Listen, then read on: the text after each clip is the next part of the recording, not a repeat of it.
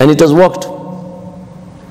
21 days is not a lot. If you are going to invest in your child 21 days of their life only, so that they become upright, righteous and moral Muslim citizens of this country. I don't think so it's too much to ask.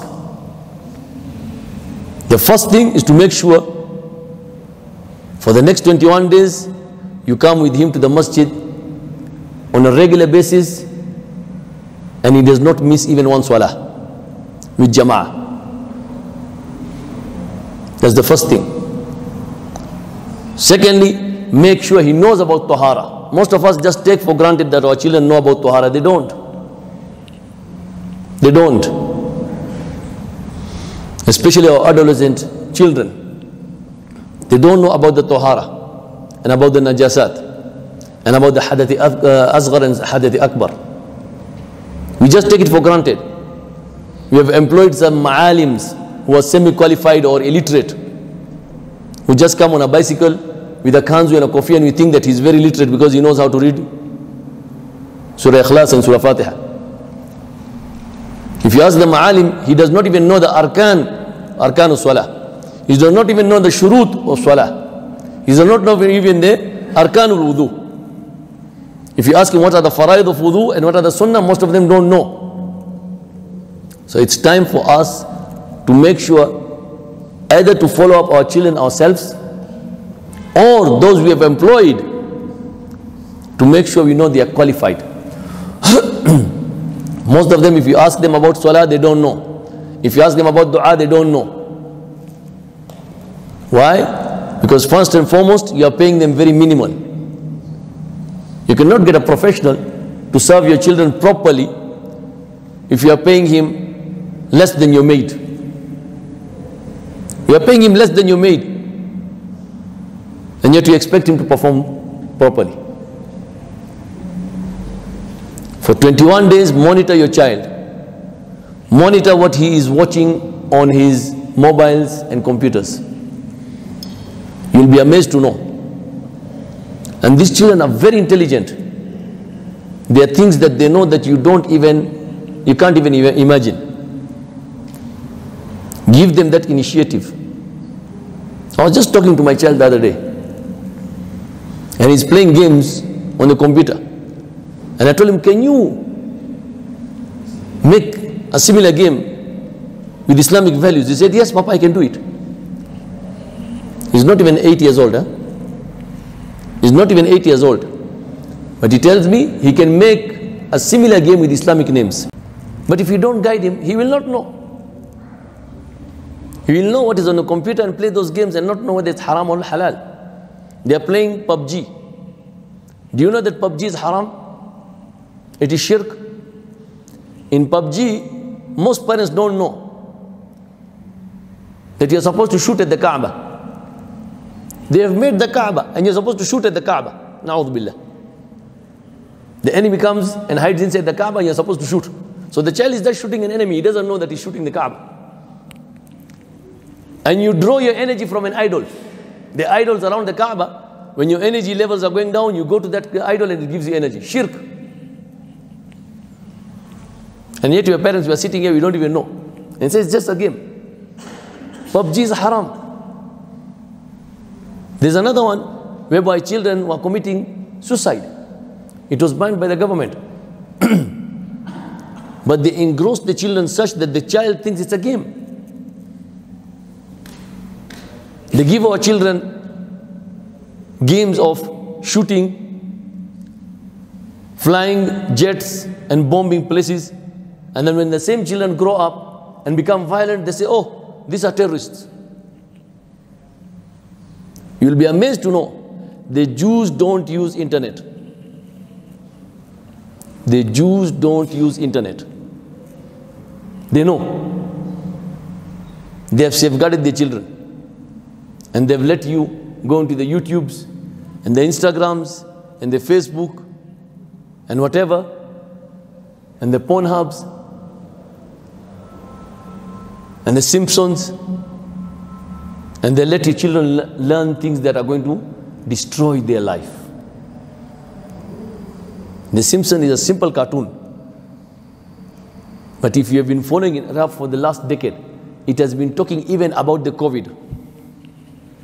It has been talking about the Omni variant.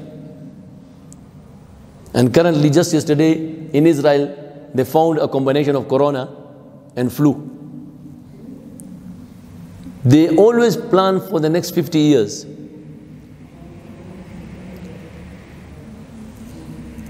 They formed Israel in 1947. Since 2007, they have expanded Israel all the way to Jerusalem.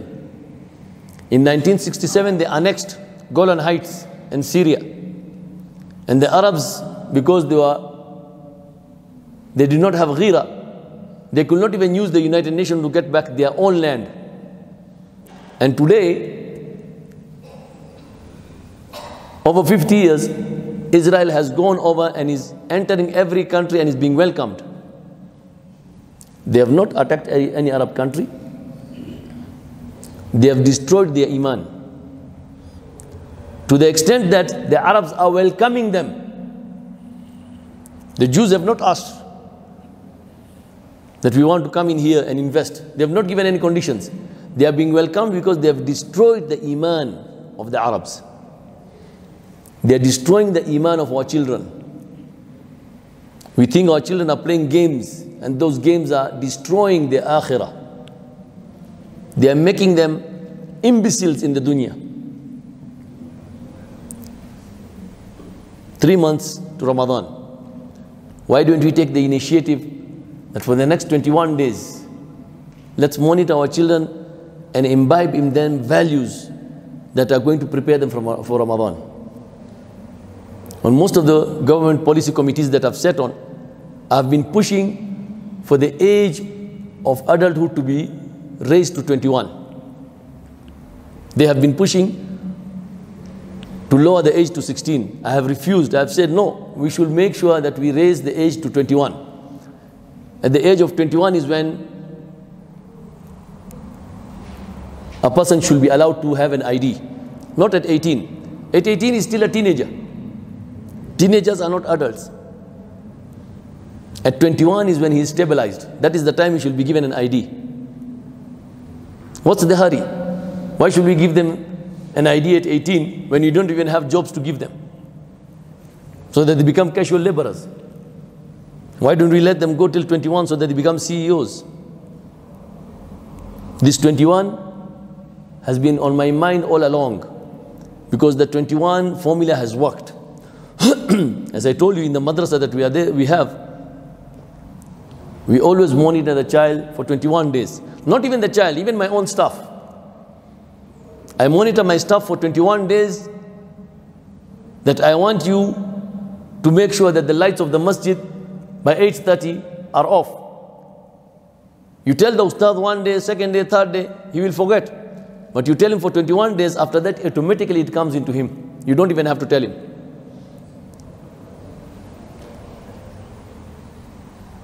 The only problem I have is parents are not bringing their children to come and get Islamic education alongside secular education. We have got schools springing up everywhere, integrated Islamic schools. But most of them are run by non-ulama. So they just teach the children dua, salah, and a few things. That's not our intention. For myself, after finishing Form 4 is when I went for my ilm and my hifz. But I learned now that it is possible to do ilm alongside secular while you're in school. So when you give me a child from kindergarten, by the time he finishes Form 6, he will have a bachelor's in Islamic studies, he will have a secondary certificate, and after that he can still become a doctor, an engineer, a researcher, a pilot.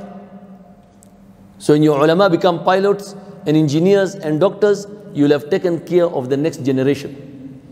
But the problem is, because when you come there, you are told it's a madrasa. No, Sheikh, I wanted my child to go to school. It's a school with a madrasa, my dear. They read or they study school up to Dhuhr. After Dhuhr is madrasa all the way to Isha. During holidays, we don't allow the children to go home. And the parents are very happy. They say here they come and do nothing. they lose everything that they have learned. So we cover up during the term holidays, the madrasa curriculum. By the time he has graduated from Form 6 in the new system, he is a fully fledged alim who has memorized a minimal of 10 juzus. He can be an imam anywhere. After that, if he wants to continue to do masters and PhD in Islamics, the choice is his. And if not, he wants to become an engineer, a doctor, a pilot, a researcher, he is open to it because he has already got the Islamic values in him. When he becomes an engineer or doctor, he will become a religious professional. Unlike today, we have made religion a profession. We want to bring forth religious professionals. A doctor who has the fear of Allah subhanahu wa ta'ala in him. A doctor who knows about fiqh. A doctor who knows about seerah. A doctor who knows what concerns him. So that when you go to be treated by him, he does not charge you so that he can buy another Mercedes Benz. He charges you so that he can feed his family. He charges you knowing very well that you cannot sustain such amount of fee. A pilot who flies you and takes care of the times of salah. If you have noted, in most countries, the flight or the plane takes off exactly at the time of salah. This is a fitna that they are doing. One of the sheikhs in Pakistan, when the Pakistan Airlines banned alcohol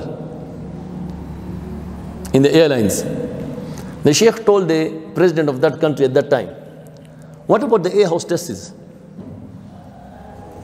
They travel without a mahram and they go and sleep over in another country for 14 days before they take the next flight and come back. Is it a must for the air hostesses to be female? Can't men do the same job? He said, yes, they can do. He said, why don't you ban them? Who said there should be alcohol on an airplane? Who said that when you're traveling you have to drink? Who said that you should be eating when you are traveling? Internally inside US, I've traveled inside internally. They don't offer anything except snacks. However long haul your flight is, you only pay for the air travel. These snacks have become a distraction. Once you remove the snacks and the lunch and the dinner, you don't need air hostesses on the flight. You don't need women to travel without mahrams. But we have set back. We have never emphasized on these issues. We have never addressed these issues. So they've taken advantage. The Sikh community. The Sikh community usually travel around with something, sort of a dagger, sort of. It is part of their belief. They are not violent. It's called a kirpan. They don't use it to kill people, but it's sort of their symbol. So in the airlines, you're not allowed to travel with such an item. All the Sikhs in US came together and said, we are going to avoid any airline that is not going to allow us to travel with our kirpans. And the airlines had no choice, and they said, okay, it's allowed. You come with your kirpans, we will accommodate you. But you, as a Muslim in the army here, you are told, Sheikh, you are the imam, you are the chaplain in the army. But you are told, Sheikh, no, you cannot keep a beard. And say, okay, let me shave it. I worked in the army for 7 years this way, as a volunteer. DOD I used to visit every other day. Even today I've got my card. I was principled, I was organized. They didn't tell me anything. I came in with my turban, with my long hair, and with my beard. For 7 years. For 7 years. I visit all the prisons even now, dressed like this. When you are steadfast and principled, they will give in. In my ID, I have my photo like this. They told me you have to remove your turban. I said, I don't remove it. Removing it will be deceit and a lie. In my American visa, in my passport, in my ID, This is the way I'm dressed. When you're principal, they give in. But when they tell you, oh Sheikh, you know you have to remove your kufiya because it's not allowed, and you remove. They say, okay, Bismillah. I told him, you're telling me to remove my headgear. This is not my headgear. This is part of me. Your women wear wigs. Do they remove the wigs when they're coming for photos? If I remove my turban, I will be deceiving the government because I don't walk around without a turban. So by telling me to remove it, it's like trying to mislead you. And they went asking, and I said, is it allowed? He said, yes, it's allowed. And one of them told me, no, it will not be allowed. I said, how can it not be allowed? I have my judiciary card with the same photo. I have my American visa with the same photo. If the American government could allow it, who are you not to allow it? But we are not principled. We give in very easily. We don't teach our children that you should be steadfast and adamant in your belief. Appreciate the other's views. But yourself, be adamant. I'm a Muslim and these are my beliefs. I'm not going to give in. And the moment that they realize you're steadfast and adamant, they will give in. The United Nations Article 180 protects the right of belief. Otherwise, if you are not going to stand up for your issues, today they are going to close your schools, tomorrow they are going to remove a hijab from your schools, after that they are going to close your masjids. And you will just sit there and look at them. But the moment they touch your knee, your hijab, and you say, no, this is part of my belief, they will back out. The moment they try to introduce anything in the curriculum that is anti-Islamic, they will back out. And amazing to say, you the Muslims, once you stand up, even the Christians and the other faiths, they start standing up for you. Because them, basically, they have been made vegetables. They don't even know about their beliefs. But the moment you stand up for your belief, and they find that there's a similar belief in their religion also, they will fortify it and they will work with you. But the main problem is with us Muslims working inside our households. Let us make sure we monitor our children, we give them the best education. I'm not asking you for money. I'm asking you send your children to the schools that will make them religious professionals. Don't send them to schools the owners are Hindus or Christians.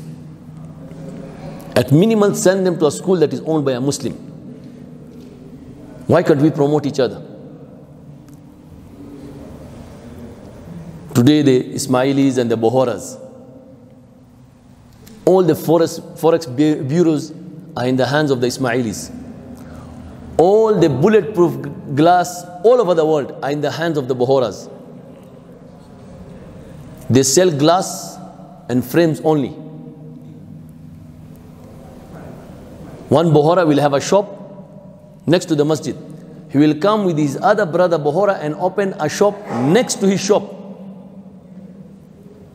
selling the same items, because they've got tawakkul. They say, what is my risk will come to me, what is his risk will come to him. But you Muslim, you've got a shop of spare part in Kirinyaga Road. Another Muslim who comes and opens a shop next to him, he said, Kwani, you can't do another business, you have to compete with me. Na'udhu billah. You have not even helped him. He has come and opened his own shop. But what do you tell him? Why can't you do another business? Because you don't have tawakkul. You don't have that tawakkul. You should have the tawakkul that my Shaykh taught me. He said, Muhammad, if Allah can feed the dogs and the pigs, He can definitely feed you, alim al-Quran, hafidh al-Quran. If He can feed the dogs and the pigs, you are a hafidh al-Quran, alim. You think He can't feed you? But you don't have that tawakkul. So make sure you start protecting your children now. Make sure you make them connected with the ulama, with the masjid. The hadith says, سَبْعَةٌ يُذِلُّهُمُ اللَّهُ فِي ذِلِّ يَوْمَ لَا ذِلَّ إِلَّا ذِلُّهُ رَجُلٌ قَلْبُهُ مُعَلَّقٌ بِالْمَسَاجِدِ. Out of the 7 that Allah will give shade on the day of Qiyamah, when there is no other shade except that, one of them is the person whose heart is attached to the masjid. It does not mean that you sit 24/7 in the masjid, no. You are doing your business, but you're concerned that at Salat al-Dhuhr, when you say you hear Allahu Akbar, you close your shop and come. In fact, the adhan should be done at Zawal, not even at the 1 o'clock that we do. Because it is sunnah to close all business after Zawal. And I had this example when I was a student. I had gone to a pharmacy to buy some medicine. It was time for Zawal. The owner told me, is it an emergency? I said, no, it's just some prescription. He said, it is already Zawal, I will not sell it to you. Can we go and pray and then we come back? It is just lying across the counter. You can just pick it up and give it to me. But this is the taqwa he had. When you are principled and organized, even the world will follow you. I have given you my example. It's not easy to try and convince the government that this is the way I'm dressed. This is how you're going to take my photo. Otherwise, I'm not taking the photo. And it is you who needs the ID, not the government. But when you give in, then everyone jumps over you. When you're principled and you say, no, this goes against my belief. And you teach your children the same. Instead of just asking them to go and see what is halal and what is haram, give them such an image that whatever is haram, they are disgusted at even the sight of it. Those, alhamdulillah, we have monitored. When they go to a restaurant, the first thing they don't look for the halal certificate. There are so many Java and whatever outlets out there which have got the halal certificate. But they are selling pork alongside the coffee. Because they say the other products are halal. I'm selling pork sausages because people want pork sausages. And alhamdulillah, our Muslim community, especially our Somali community, is coming up with business ventures that are not only equivalent to the Javas and the KFCs, but they're even better. Why don't we promote their brands? Why do you have to look for KFC and McDonald's and so forth? Why can't you go for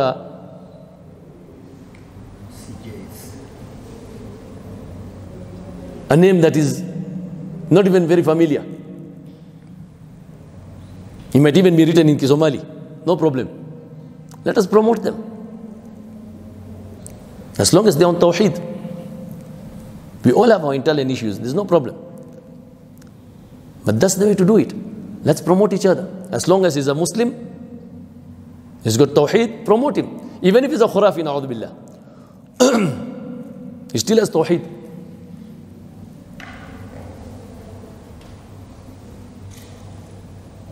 So make sure you take care of your household foremost. The Prophet Muhammad ﷺ started with his own household.